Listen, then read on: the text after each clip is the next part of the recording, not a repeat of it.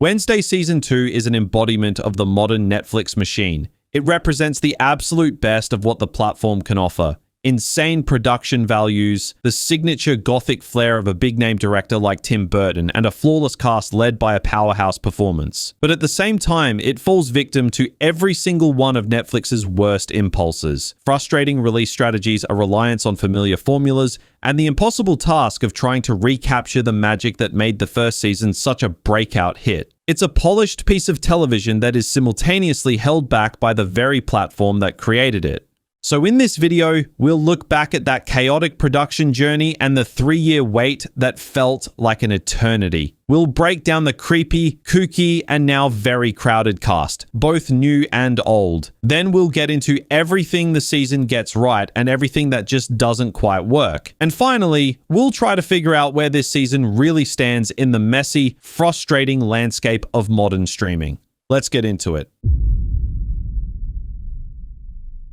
To understand the agonizing wait, you have to remember just how much of a cultural bomb the first season was. It was a global phenomenon that turned Jenna Ortega from a rising talent into a bona fide star and launched 1,000 TikToks of that instantly iconic dance. It was a perfect storm of the Addams Family IP, Tim Burton's distinctive vision, and an Emmy-nominated performance that captured the zeitgeist. Then came the silence. A 3-year-long abyss, which in the streaming age is basically a death sentence for a show's momentum. And while some argue that the cast's adolescence during the gap didn't matter and that the show had enough juice to survive, you have to wonder if that magic could really be bottled twice. But a lot happened in that abyss. Most importantly, Jenna Ortega leveled up, securing an executive producer credit, and she used that power for good. She went on record saying the love triangle from season 1 made no sense. And you know what? She was right. So, she had it torched. This was a move that let Wednesday actually be Wednesday, freeing her from a cringeworthy teen romance to focus on the darker, bolder storylines that made the character iconic in the first place. It was a rare case of a studio actually listening to a creator's notes, and the show is better for it. And speaking of what makes Wednesday, Tim Burton was back in the director's chair for 4 of the 8 episodes, and his ghoulish gothic fingerprints are all over this thing. From the wonky architecture to the elaborate costumes, you can feel that signature Burton energy. The show feels like it belongs to him, which is exactly how it should be. But this brings us to the biggest problem with the season, the purest example of the Netflix machine at its worst. The split. It's the perfect example of the Netflix machine overriding the creative flow, and we will get into that frustrating decision later in the video.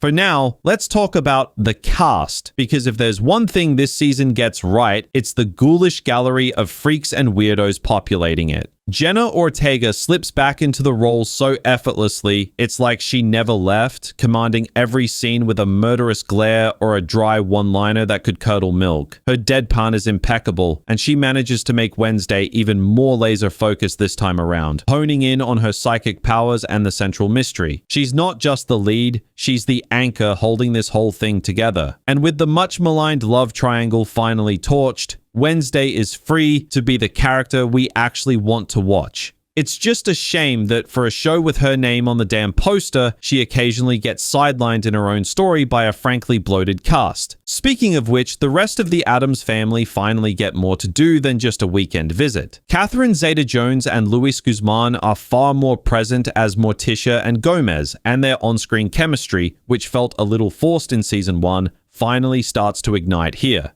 Zeta-Jones in particular is just a treat, vamping around Nevermore and getting to show off her singing and sword fighting skills in some fun nods to her movie heyday. The strained mother-daughter dynamic between her and Wednesday is one of the season's strongest new threads. Pugsley also enrolls at Nevermore, and while his little side quest of accidentally creating a zombie with his newfound electricity powers feels a bit like a twisted B-plot from a different show, it's mostly harmless. But the real standout here is Fred Armisen's Uncle Fester. He absolutely owns every second of his screen time. He's this perfect, dreamily unhinged blend of the goofy TV Fester and the dangerous Christopher Lloyd version, and he steals every scene he's in. If they announced a Fester spin-off tomorrow, I wouldn't even be mad.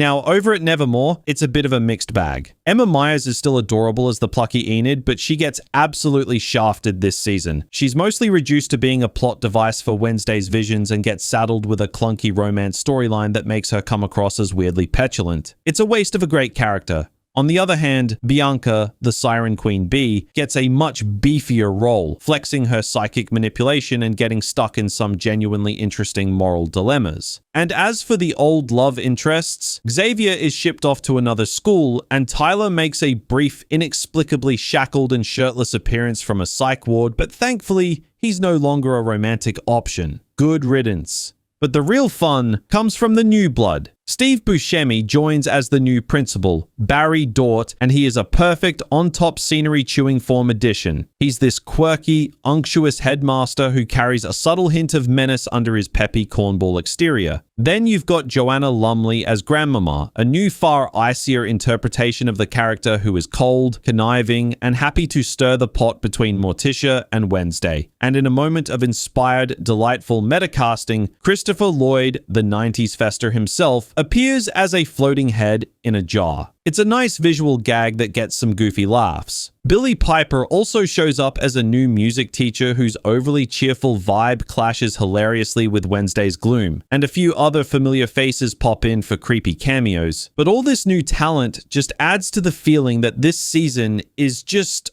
overcrowded. It's a creepy, kooky, and now incredibly bloated family, and you can feel the narrative straining under the weight of it all.